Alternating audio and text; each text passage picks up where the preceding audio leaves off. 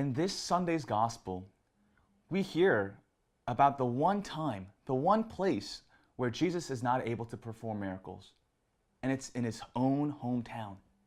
And it's because of the lack of faith of those who know him. You know, I've heard a very interesting and simple description of faith as there is a God and it's not me.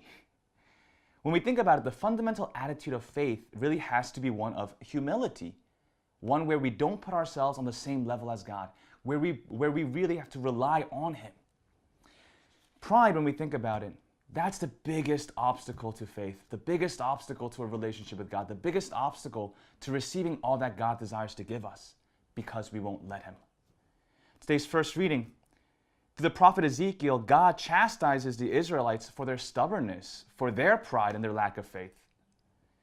Today's second reading, St. Paul speaks about this thorn in the flesh that's given to him, and lots of speculation as to what that really was.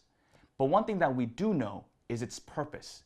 Its purpose was to keep St. Paul humble, to keep him relying on God, to help him realize that it is in his weakness that Christ is made strong.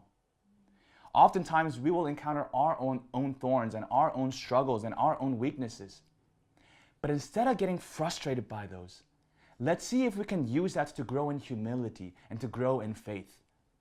And when we do, when we open ourselves up to God in faith, we'll be amazed by what God can do in that faith. And that's my Sunday game plan for this Sunday.